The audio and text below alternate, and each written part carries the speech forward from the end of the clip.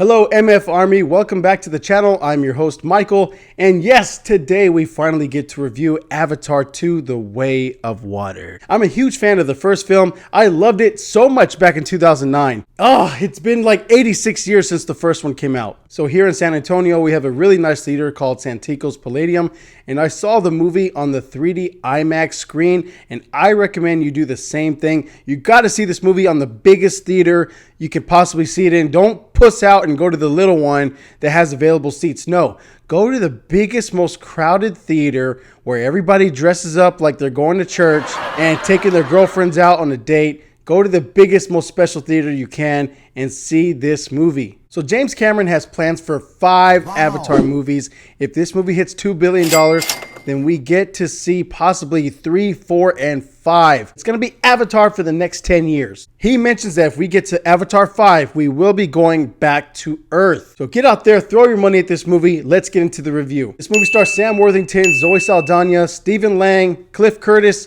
Kate Winslet, and Sigourney Weaver. The Way of Water follows the journey of Jake, Sully, and Neytiri's newfound family of 5 children. Despite their best efforts to keep their family together, a familiar threat resurfaces and forces the Sully family to become refugees and flee to the land of the Metkayina clan. So let's knock out the first and most obvious positive, and that is the stunning visuals. James Cameron's approach to everything is so massive and great in scale, and yet in this movie he has such a great attention to detail. Every landscape and every creature and every animal is put together so masterfully that you forget that you're actually watching a movie and that all of this is fake.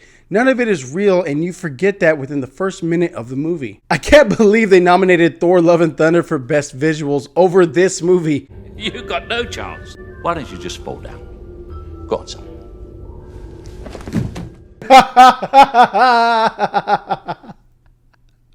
One of the first things I liked about this movie is how James Cameron knocks out the rules and explains everything about this universe. He explained how the avatars work, how the bad guys are returning, why the humans are on this planet in the first place, how Jake's been doing as the leader of the Metkayina clan.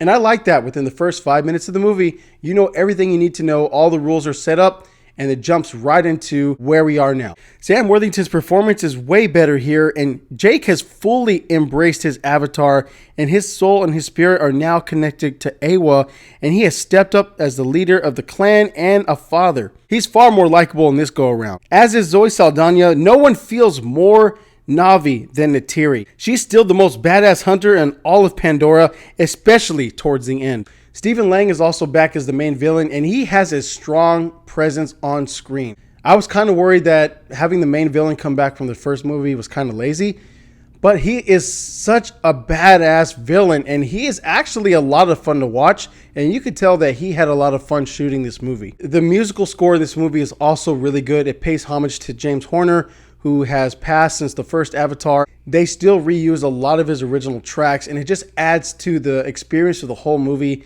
Pandora is built on the nature and the sounds and the animals, and it just adds to the experience of the movie. Also, the action sequences are freaking awesome in this movie. You're going to see a lot of cool little details that James Cameron adds from his previous films, such as Aliens, Terminator. It's just so stunning that they somehow incorporated the creatures, the water, the guns, the arrows, the fighting. Everything is smashed in together, and it creates such a great experience. It's one of the best action sequences I've seen in a long time. And when I was watching the movie, I was like, ooh, dang. You're killing him! Everyone in the theater had those moments where they were like, ooh, and they felt some of these impacts and these blows and some of the arrows and guns. It was really cool. Now let's get into the negatives of the movie. It's not the CGI, it's not the 3 hours and 12-minute runtime. It's sadly the plot of the movie. So just like before with the positives, there is a lot of negatives coming from the recycled material from the first movie. Once again, the villain is the same. Jake has to learn a whole new culture, a whole nother tribe. The humans are coming back to Pandora for a stupid reason. Also, the themes of the movie, you've seen them before. You've seen some of the cliches. There's kids, there's bullying.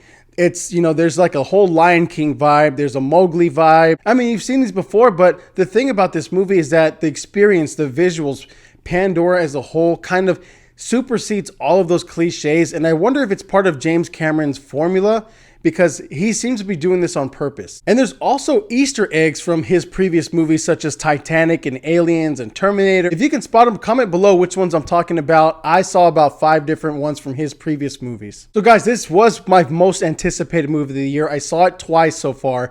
The second time I saw it in a different theater, and it was using the higher frame rate. It was going way too fast for my eyes. I like the more classical, smooth feel, the classic cinematic look. The second time around, it was so intense how fast everything was moving with that faster frame rate, and I just prefer the first way I saw it, which was in 3D IMAX at the Palladium. Guys, I love this movie. It had my wife laughing and her crying. It had me get kind of emotional. You know, as a father, there's a lot of those themes that I see in my own life with my children, and it's just kind of sweet to see it projected on the screen with these blue Na'vi people. I'm probably going to see it one more time, and I want to take everyone I know to see it. I'm so excited about it. I love the discussion behind this movie, and that's why I'm going to give Avatar: The Way of Water an A-. Hallelujah, hallelujah, hallelujah. Or a 93 if you're a numbers guy. Alright guys, so if you haven't seen the movie, click away right now. We're going to get into the spoilers and discuss some of the things I liked about it, some of the things I didn't like about it.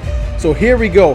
3, 2, 1, let's go. So outside of the visuals and the stunning imagery and the world, I loved Jake Sully's children. I really liked Neteyam and Loak. Jake's oldest kids, they're the 2 boys of the family.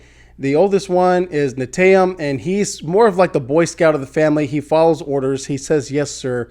He's a really good soldier to Jake, and he is a great young leader. Then I also like Loak, and he's kind of like the rebellious middle child that can never be perfect enough. He can never do anything right in his father's eyes.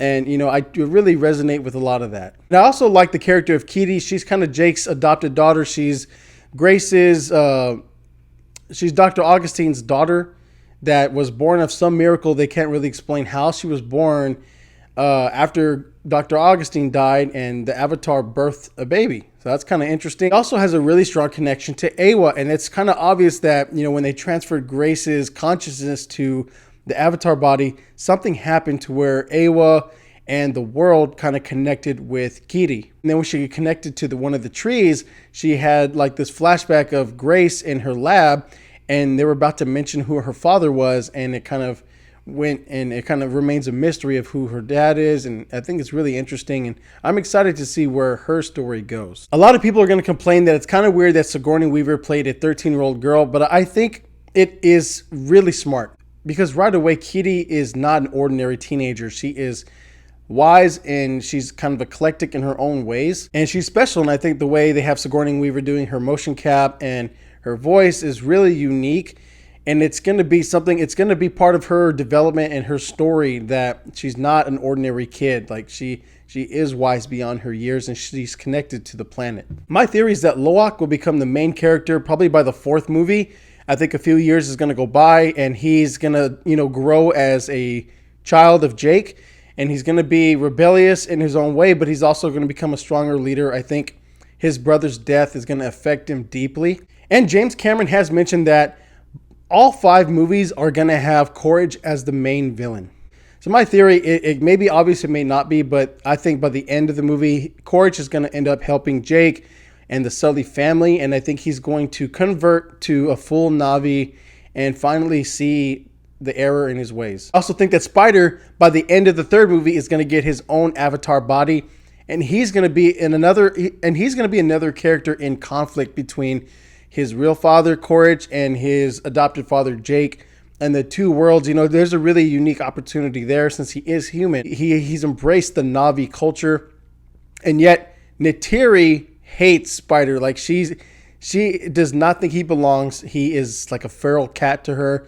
He's a demon. He has demon blood. So it's going to be really interesting to see where it goes from here after this movie. Another one of my theories is that there's going to be another tribe out there where they're not going to accept Jake and his family as Na'vi. They're going to think they're demons, and they're going to think they don't belong. They're aliens, they're outcasts. And I think we're going to see another side of the Na'vi people that we haven't seen so far, because we know that they're peaceful warrior hunters, but they have a love for the environment, and there's a peace there. But I think there's another tribe out there that's not gonna like Jake, and they're gonna probably try to kill him and see if they can take over. There's gonna be some sort of like genocide in the next movie. So one of the things I didn't like is that there is kind of on the nose messaging about the whaling and the ocean and how we're destroying the planet, and there's kind of a way to get that across. It did come a little, it was a little annoying for me, but what are you gonna do? It's something important to James Cameron, and he's it's gonna help the world, I believe. It was a distraction to me. Although I did like the whales in this movie, they were super interesting, very fascinating. I think that by adding the whaling thing where they suck out the substance and it's to keep humans young forever, it didn't go any further than that, other than that small exposition. And then that same time frame, you have Courage burning down the villages and on the islands and stuff. So they handled it a little weird, in my opinion. I think they really should kind of take it to the next level. If you're going to be all about conservation, let's see something really big and important happen with the world, or with the Na'vi people, or with the trees, or with all their sacred landmarks. But overall, guys, great movie, great acting, great visuals. The acting was great. Kate Winslet was great, a great addition to the movie. Zoe Saldana, Sam Worthington is back. I think he fell off for a little bit there, but this performance had a lot more grit, a lot more likability. I loved him. He was super strong, especially in the end of the movie. So get out there and see the movie, guys. It's not perfect, but it was a really, really good experience, and you're not going to get that anymore in this day and age, especially with streaming, especially with TikTok and everything like that. Our imaginations and everything is so diluted, and we don't know what's good anymore. But for sure, I felt something with this movie, and I think you will too. All right, guys, so I'm going to leave it there. Don't forget to subscribe, turn on the notification bell, and like and comment below. And I want to thank you all for this journey. I had a great year, and I want to wish you all a Merry Christmas, and take care of yourself, take care of your family. God bless, and we will see you on the next one.